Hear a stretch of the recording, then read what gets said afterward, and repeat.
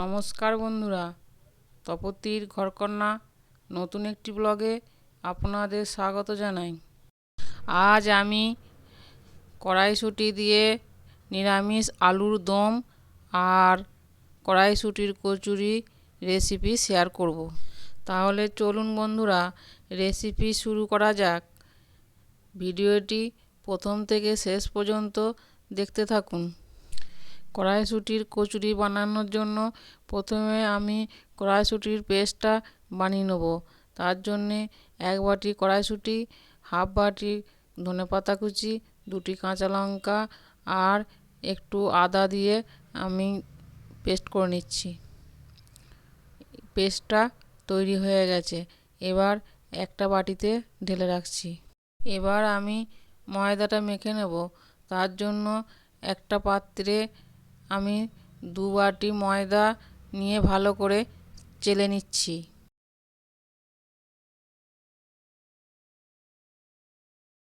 ময়দাটা চালা হয়ে গেছে, এবার হাফ চামচ লবণ আর 2 চামচ সাদা তেল দিয়ে ময়ান দিয়ে নিচ্ছি। দিয়ে হাত দিয়ে ভালো করে আমি মাখিয়ে নিচ্ছি। ময়দার ময়াম দেওয়া হয়ে গেছে, এবার যে পেস্টটা তৈরি করে রেখেছিলাম সেটা দিয়ে হাত দিয়ে ভালো করে মাখিয়ে নিচ্ছি ময়দাটা।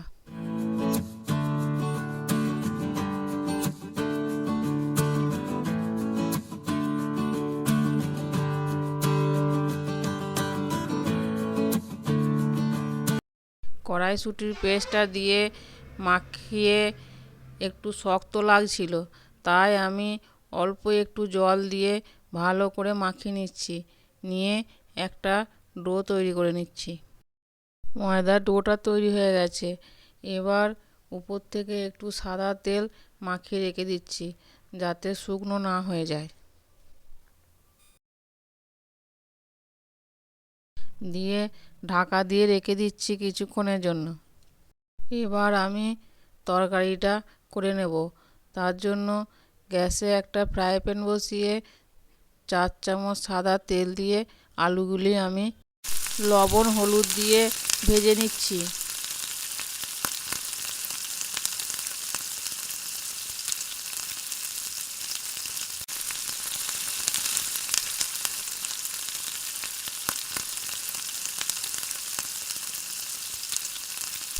আলুগুলি আমি নাড়াচাড়া করে এপিঠ ওপিঠ ভালো করে ভেজে নিচ্ছি।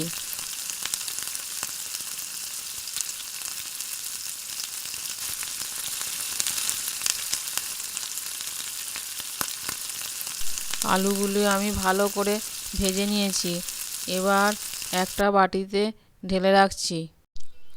এবার আমি তরকারিটা করে নেব। তার জন্য গ্যাসে একটা প্যান বসিয়ে আবার 4-5 চামচ তেল দিয়ে তেলটা গরম হলে হিং, একটা শুকনো লঙ্কা আর হাফ চামচ গোটা জিরে দিয়ে ফোড়ন দিয়ে নিচ্ছি। ফোড়নটা একটু ভাজা ভাজা হলে এবার 1 চামচ আদা বাটা দিয়ে আমি ভেজে নিচ্ছি আদাটা। আদাটা ভাজা ভাজা হয়ে গেছে, এবার 1 চামচ ধনে জিরে গুঁড়ো, হাফ চামচ চিনি, হাফ চামচ লঙ্কা গুঁড়ো আর হাফ চামচ হলুদ গুঁড়ো দিয়ে ভালো করে মশলাটা কষিয়ে নিচ্ছি।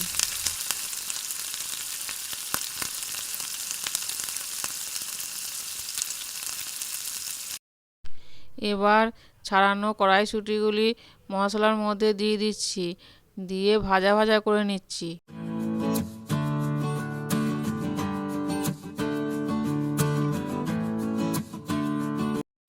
এবার সেদ্ধ হওয়ার জন্য অল্প জল দিয়ে নাড়াচাড়া করে ঢাকা দিয়ে দিচ্ছি। ঢাকাটা খুলে দিচ্ছি, দিয়ে দেখছি জল শুকিয়ে গেছে আর কলাইও সিদ্ধ হয়ে গেছে। এবার ভেজে রাখা আলুগুলো দিয়ে দিচ্ছি, দিয়ে কলাই আর মশলার সঙ্গে আলুগুলো মাখিয়ে নিচ্ছি। এবার 2 চামচ টমেটো সস দিয়ে নাড়াচাড়া করে অল্প জল দিয়ে দিচ্ছি।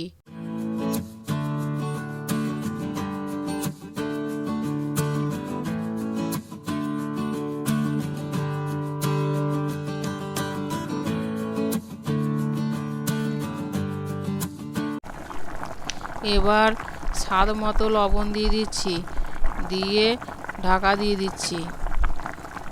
ঢাকা খুলে দেখছি যে জলটা শুকিয়ে গেছে। এবার তরকারি আমাদের রেডি হয়ে গেছে। এবার উপর থেকে একটু ভাজা মশলা ছড়িয়ে দিচ্ছি।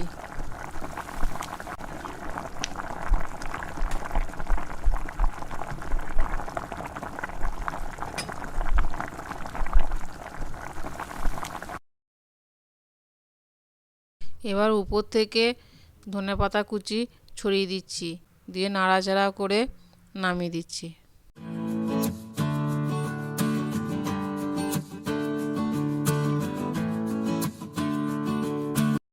কড়াইশুঁটি দিয়ে তরকারি আমাদের রেডি।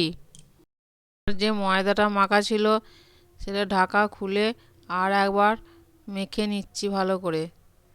দিয়ে এবারে আমি ছোট ছোট করে লেচি কেটে নেব।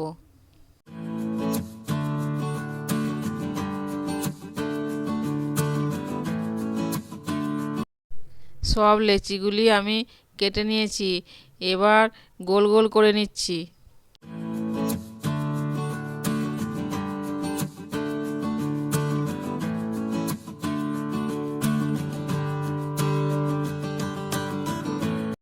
এবার একটা একটা করে লই নিয়ে আমি কচুরিগুলি বেলে নেব। এইভাবে একে একে সব কচুরিগুলি আমি বেলে নিচ্ছি।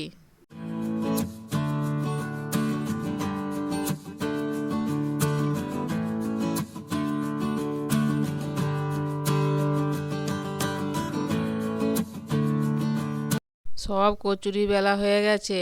এবার একে একে সব ছেঁকে নেব।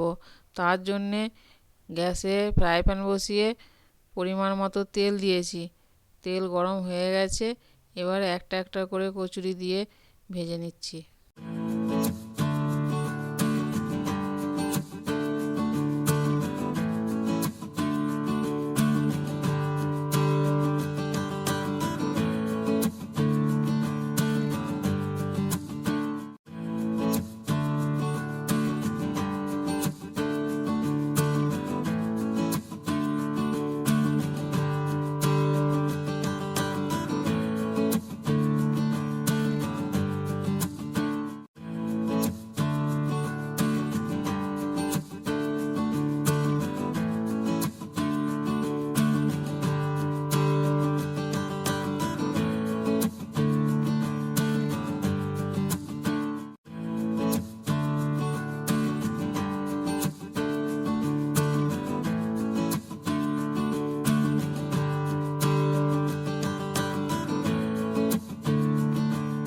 আমার কচুরিগুলি সব ছাঁকা হয়ে গেছে।